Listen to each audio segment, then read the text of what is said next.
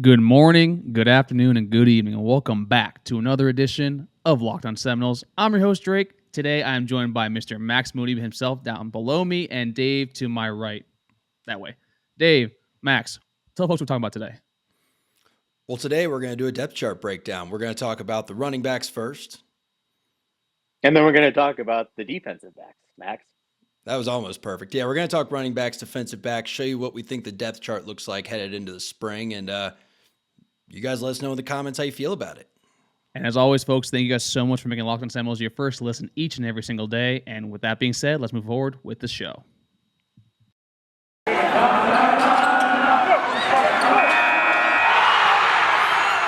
are Locked On Seminoles, your daily podcast on the Florida State Seminoles, part of the Locked On Podcast Network. Your team every day.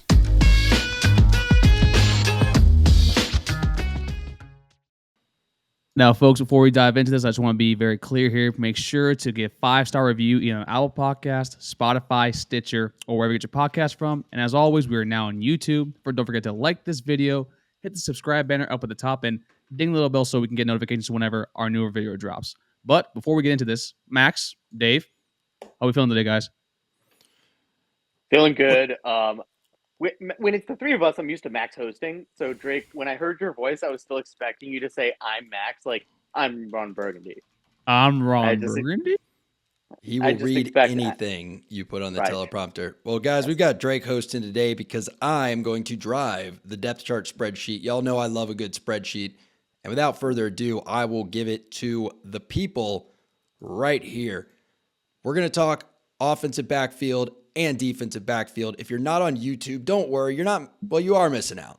You don't get to see our beautiful faces, but you'll still be able to hear the discussion, and we appreciate the support on the pod. But again, make sure you're hitting YouTube. So, guys, you see what I've set up here. I've got our boundary to this side. I've got the Florida State end zone back there.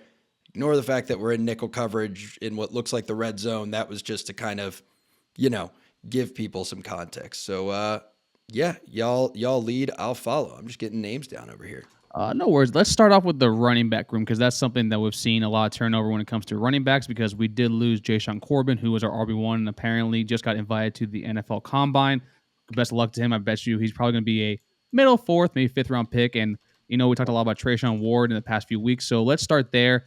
Dave, I'm going to go with you first. How do you see the running back room shaping out, I guess, when the spring game starts? Well, I'm a little concerned about the running back room just because, at least with Corbin, we knew we had this blue chipper who, in albeit limited tape at Texas A&M, had played in a big program, had still made some big plays. I know Treshaun Ward did last year. I will say, however, though, I am still excited about him returning, but he had the benefit of Treshaun Corbin, I think, making his life a little easier last year. I hope he's able to look the same this year as he did last year. I mean, he had an opportunity in the offseason to get bigger, stronger, faster. That can only help him. But it's a different room. DJ Williams, I thought I was going to see a lot of before the season last season. Saw absolutely nothing of him. Lawrence Toafili, we still saw in fairly limited action. I don't personally have any idea what I expect this room to look like, even after spring ball, let alone as the season starts. So then what do you see? Who do you see as RB1 and RB2? Actually, I'm going to give this to Max then. After hearing what Dave just said, how do you see us running back 1, 2, and 3 kind of filling out, and then the tailback position as well? Because we know Mike Norvell likes to utilize both in his offense. Yeah, so I look at it this way, right? Treshaun Ward is the number 50 ranked running back or halfback in Pro Football Focus. He's improved immensely over the years, right? In 2019, he graded out as 66.1. He was a walk-on. 2020 graded out as 75.2. This year, 51st among 489 running backs.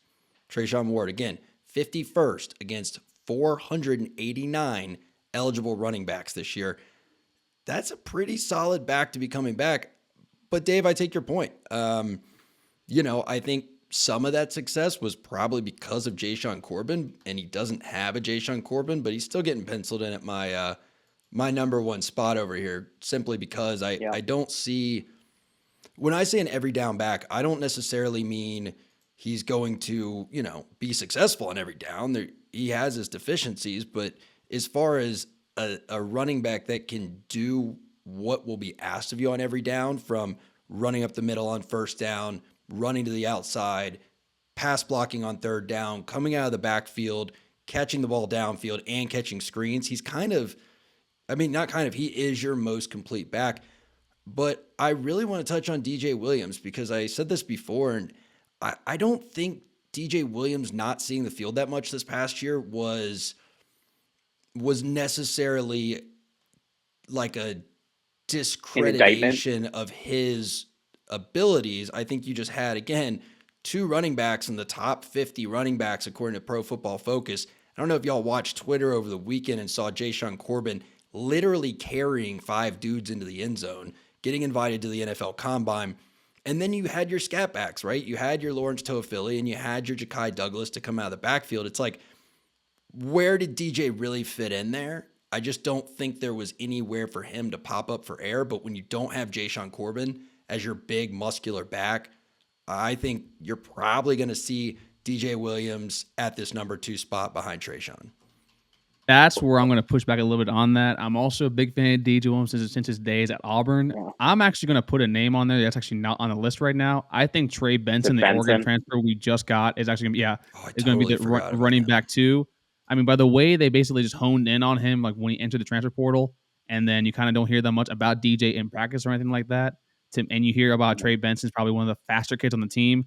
I mean, that's one thing that definitely I'm going to see. We had the Thunder and Lightning combo last year with Jashaun Corbin and Treshaun Ward. Now you kind of want the Thunder and Lightning as well to kind of repeat itself as lightning strikes twice. So to me, I think Trey Benson, just by seeing how much they wanted him in there, is basically going to be RB2. And then with the tailbacks, I see Ja'Kai Douglas kind of like having a firmer stranglehold on that, because if Lawrence Toafili doesn't gain the weight, like the good weight that we want him to gain to be durable and the big size for the entire season, I just don't see him to tailback 1 spot. And then we're seeing this room now. It's kind of not being clustered, but there's going to be a lot of people that have been there for a few years saying, hey, where are my carries? I wouldn't be surprised if we see some more turnover after the tour duty ends, or maybe even after the spring game too. We'll probably see more at the spring game as well. Ravel's going to have some gadgets to play with, right? I mean, Corey Wren might be the fastest guy on the team from what I hear. You didn't see any of him. Ja'Kai Douglas. But there's a reason we're not seeing. Yeah, I know. I don't think that's going to change. You got the king of the wheel route in Ja'Kai Douglas. Lawrence Toafili, again, he could be taken away by the wind, or he could be fast as the wind. And then Rodney Hill's coming in, and he's another guy that just kind of fits the mold of that room. So if we could go 3 deep at the tailback position, you could have some fun playing with gadgets. Yeah, so I want to hop over here real quick to Trey Benson. Drake, I hope you're right. We just don't know enough about him, right? Like, the last thing we've seen on him is 2.5-year-old high school tape. I don't know. Maybe he is good. Maybe he's solid. He's a big guy, but he got hurt at Oregon, and we've seen with running backs, sometimes it takes a couple years to come back from an injury. Like, Ja'Kai Douglas, I apologize. Jashaun Corbin was a totally different back year 2 after the injury this year versus the year before. I don't know, I don't know with Trey Benson. I'm not a medical doctor. Like, it's not like they release MRIs of their knees and stuff and let us look at it. So it's going to be interesting to see where he comes. But I think he's probably a good little wild card. To me, Ja'Kai Douglas is definitely that number. I don't even want to say number 2 spot. I think Ja'Kai Douglas, you hit it on the head, Dave, is probably a gadget player. I just don't. He's got great hands of space. Yeah. I don't really see him getting any handoffs. I kind of think of him, honestly, more as like a slot receiver or kind of like a squat back. Yeah. They like to put him here and motion him around and do all that stuff. But it's just weird though. It's just weird though. For every other play, it's a wheel route, and they always go for TDs. I'm like, why don't we do this more often with him? He's just so nasty in space with the ball like that. Well, because that's a good question, I think, it's like you're a victim of your own success. I think it's because he's in there so infrequently that his number doesn't necessarily get accounted for. But after he burns you for 85 yards for a touchdown, then you're going to start accounting for him. So, Ja'Kai is, and I've definitely spelled his name wrong here, but Ja'Kai is definitely a guy that I think, you should expect to see 2 or 3 times a game, do something explosive. I hope, though, that this year they find a way to use his speed in his hands on a more down-to-down basis, because, I think he is a guy that probably should touch the ball more than 4 times, 3 times a game, whatever he was touching it. I can agree with that. Dave, you got any final thoughts on the running back room before we go over to DBs? We're not going to have seen a running back room without the kind of star power we saw last year. This is going to be a very different running back situation than we've seen in a long time at Florida State. Before we forget, folks, we would be remiss here at Locked on Seminoles not talking about our friends over at betonline.net. Yes, it's betonline.net after betonline.ag. They remain the best spot for all your sports scores, podcasts, and news this season, whether it be NHL, pro and college hoops, boxing. UFC 272 is just around the corner with Israel Adesanya and Robert Whitaker. But, folks, don't wait to take advantage of these amazing offers available for the 2022 season. Use promo code LOCKED15 to get 15%. That's 15% bonus on your first deposit. BetOnline, where the game starts. And as always, Dave will be taking the Los Angeles Rams against the Bengals. So you know what that means. It's hashtag Fade Dave. Take Fade the me. Bengals at +4. So now that Dave is connected back with the Wi-Fi issues, we're now going to be moving on to the DBs. Since, Max, I had Dave do the DBs first, I kind of want to start off with you since you kind of have a little more of a better understanding of the scheme-wise for defensive backs.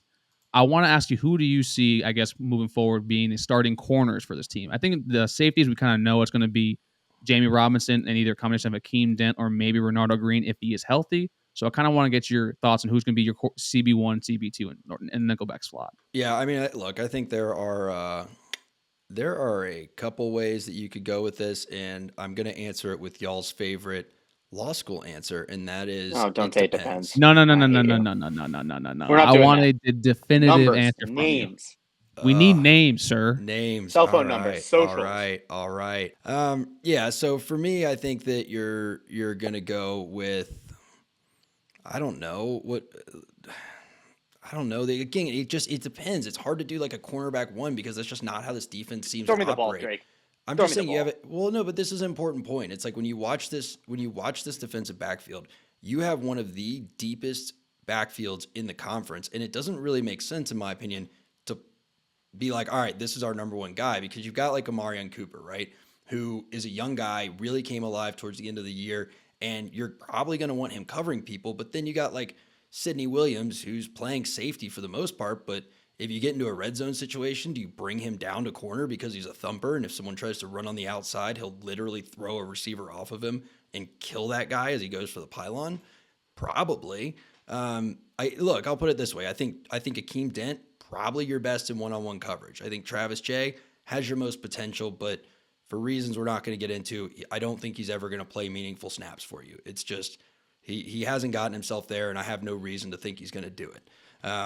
Jarvis Brownlee, I think he's too short to play safety, Drake. To your point, you kind of have to put him at cornerback at this point because it's 2021 or 22, whatever it is, and like you're not cutting it at safety at 5'11". Like he's got to probably come in as your nickelback on the inside. Although with his speed, I'd be really concerned about him having to flex out to the field side. My point. You know, he might be a guy that frankly only comes in reserve duty, but you got Jarian Jones too. I mean, look, you got Jarquez McClellan. Forgot about him. You have a lot of really young. Well, Jarquez isn't young, but you got a lot of really young guys who have flashed really well. But I don't know. And Dave, maybe this is when you ask for the ball, who you have someone to name. I don't know if anyone's shown me consistently that they're like the Jalen Ramsey that I want covering the number one receiver of the other team down in and down out. So, yeah, I don't know. So, Max, that was a very thoughtful and reasonable answer. Now, Dave, I'm throwing the ball to you because I want the complete opposite of what Max just gave us. Yes. Well, I'm going to start by saying this. We have like a weird dynamic going on where it's like you have names that were high-level recruits, like a Demorie Tate, like Travis Jay.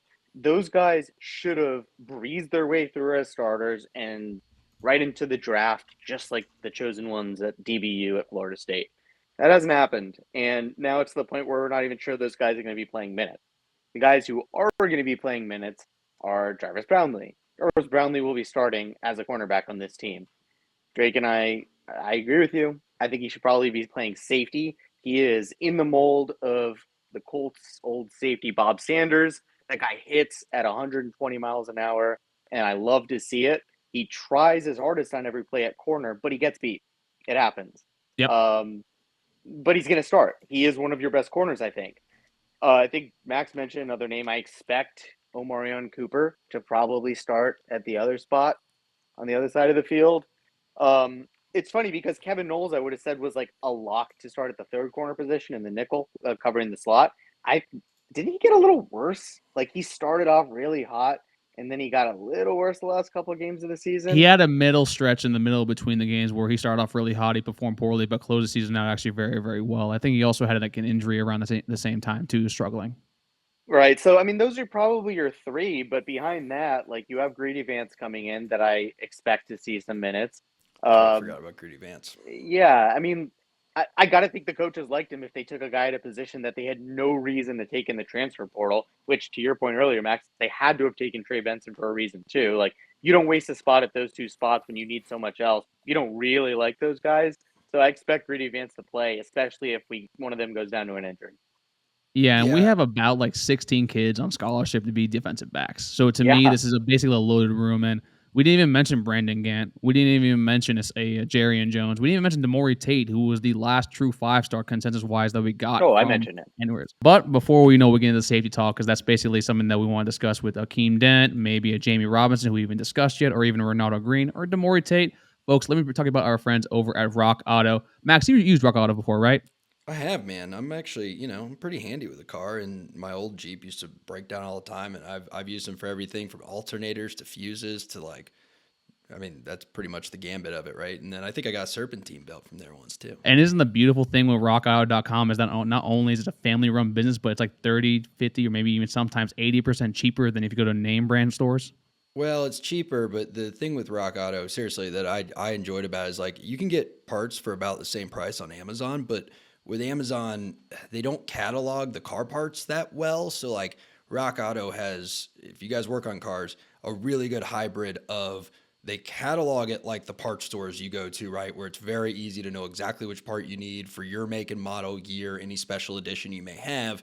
And you're basically going to get like the Amazon price too. So you're not really, again, if you order online, you typically have to give up that customization. I'll tell you what, nothing sucks more than like ordering something stupid like a fuse and it shows up and it doesn't fit your model. And you're like, are you kidding me? I got to wait 3 more days to fix my headlights. And then you end up just driving to the store and spending extra money you don't want to spend. And it's a pain. So yeah, man, I'm a full endorser of rockauto.com. I mean, he's a full endorser then. Why wouldn't you be with their amazing selection and their reliably low prices? And folks, when you head over to rockauto.com right now, right locked on in their How Did You Hear About section so they know that we sent you all the car parts you'll ever need at rockauto.com. And hey, if it's good enough for Max, if it's good enough for my uncle down in Delray Beach, Florida, shout out to Francisco over at Mechanic Shop. Trust me, it's good enough for you. All right, now that we got the defensive back talk done, the cornerbacks talk done, let's go over to the safeties where it feels a little more set in stone what we have with Jammie Robinson, Akeem Dent, but there's also players that we still haven't seen, I guess, take that next step forward. And I think Demorie Tate is like kind of a name that we stopped on. That's going to be a big one that we take on. So I kind of want to see kind of open floor. Whoever wants to start with this one first, go right ahead. Yeah, I mean, with Demorie Tate, you have a bit of a weird case where you have a kid who was a 5-star athlete consensus. I think he was the number 3 or 4, maybe 5th ranked cornerback nationally. Number 5 corner. Number 5 top corner 35 nationally. overall. Great. He was also a great track athlete. He's 6'1", 195, so he's big. So you have size, you have speed, you have the ratings, and then 2020 he redshirts, which was super bizarre in my opinion because it was a free year. So to me, you don't typically expect 5 stars to stay for 4 years, much less 5. So that already was kind of a hint of okay, something's off here because why would you almost never redshirt 5 stars, but why Jameis got redshirt, I guess, and it happens, but why would you redshirt one at this position when he's getting a free year? So you're not losing eligibility this year. Do you really expect him to stick around for whatever would be 5 or 6 years? I mean, that was odd. And then last year we literally only saw him in the UMass game. We just didn't see him. And Norvell doesn't disclose injuries. He doesn't go into detail. So I don't know if that played a part in it. I really don't. No one I talked to really knew much about it. It just is kind of one of those things where I wish I had a better answer, but you just haven't seen him on the field. So for the first year, apparently it was academic related, similar to how Travis Jay couldn't play for the beginning of the year. I think it was Clearinghouse kind of flagged a class that he took, so basically he wasn't able to play until maybe the last month. Right. That's and right. then last year after the spring game, he was in a boot and a scooter. and he was not fully healthy up until maybe October. So that's kind of probably why we haven't seen, I guess, much of Demorie Tate actually for most of the year. But you also hear how in practice he's not separating himself either now, which is kind of a little more concerning because, like Dave said, he's the last true 5-star that we've gotten, and also he is your probably your prototypical like NFL DB size. I mean, 6'1", almost 200 pounds. That's what you want on the outside, especially when we have Jarvis Brownlee at 5'10", who's the quickest guy ever. You have Greedy Vance backing everybody else up. Kevin Knowles, which I love to death, he's a little smaller. So it is concerning how we haven't been able to, I guess, develop him because he was a little more raw than most prospects, but because the ceiling with him is astronomically high. I will say this, though. There's 3 of those guys this year. It's not just Demorie Tate. It's Akeem Dent and it's Travis J2. Those were 3 highly rated players. It's funny if you go over to our friends at 247 and read the high school scouting report on Demorie Tate. Projection, first round. Very last sentence of his high school scouting report. Potential to be an impact contributor early in his college career with upside of developing into an all-league player and early round NFL draft talent. You don't see a kid who gives you that feel who shouldn't be able to break the depth chart at Florida State. So to Max's point, if this year it doesn't happen, barring injury or some other crazy setback, and it doesn't happen for him, and it doesn't happen for Akeem Dent, it doesn't happen for Travis J, I have nothing to tell you. Those are 3 kids that should be good. Very rarely do you have 5 people in the same position in a 5-star. So like, it kind of makes you wonder, like, all right, was that, like, what's really going to be the hit rate on the 5-stars from those years? It was also the COVID year. And again, like, this isn't me bashing Demorie Tate. This is like me trying to, with the fan base, figure out what happened to this 5-star that we were excited about. And the logical answer is that it was a year where we knew that ratings were going to be flawed because kids weren't going to camps. It was a year where when he first got to college, he unfortunately wasn't able to work out with the team, wasn't able to practice with the team. Like you said, it sounds like there was an academic issue that wasn't his fault. And then he gets hurt. So it's like maybe he just hasn't had his chance yet. So that could go one of 2 ways. Either this is going to be his year, he's going to have a breakout season, or it's going to be like, well, it's great to bag a 5-star, but fortunately we have other guys at the position. The last thing I'm curious about y'all's take on, because I mentioned him at the end of the last segment, there's a lot of like desire, it seems like, to see Akeem Dent at safety. Where are you guys on that? Do you like him at corner, or do you want to see him pop over to safety? I think safety, he's like a lot better at that position. I think with corner, you see it too often. He gets beat a lot. And I think with safety, he doesn't have to think as much, and it's a lot more of a natural feel, and he's able to use that long frame, and he's not super fast, but he's like super quick and very reactionary. And that's the reason why I like this, like see him back there. That's why I always say Renardo Green probably has the best natural instincts out of any DB that we have, and that's more my thing. Because with corner, I feel we have to do a lot more with corner. That's why you see like a Jalen Ramsey or a Dion or probably Jair Alexander, for example, too. And Sonny Samuel Jr. too. It's like they're all able to actually a lot better be in man-to-man coverage, and they actually have a better feel for that one-on-one sort of thing. Whereas your safety, you naturally go where the scheme tells you, and it's a lot easier for you to actually out on the field. Yeah, last thing I'm going to say here is there's a couple of guys we haven't mentioned, and that's Azaria Thomas and Sam McCall, the 2 incoming true freshmen, who are also very highly rated.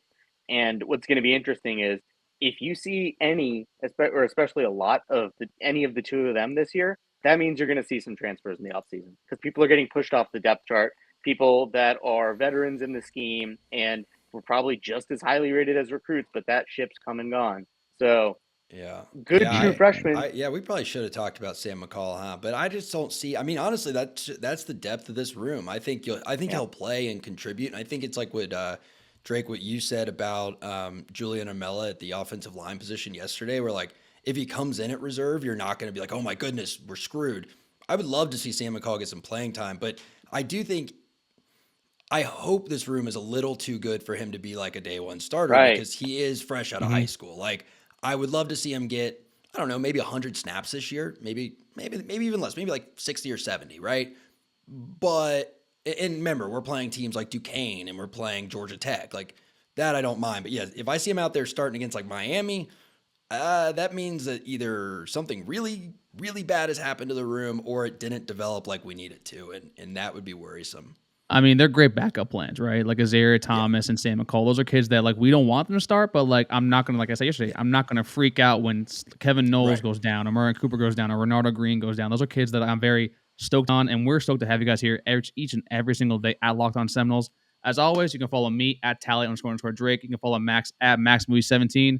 I put Dave's Twitter handle in there, but it's really confusing, and quite honestly, he hates Twitter. I don't know what it is. But as always, folks, thank you guys so much for the love and support. As always, 5-star reviews, either on Apple Podcast, Spotify, Stitcher, wherever you get your podcast from. And also, like the YouTube page, like the YouTube video, subscribe so you know whenever new videos drop, and ding the little bell to get notifications. With all that being said, this is Drake. That was Max. Dave. We'll see y'all next time on Locked On Seminoles. Take care, everybody. Subscribe. I don't care if the review, just rate. It's way quicker.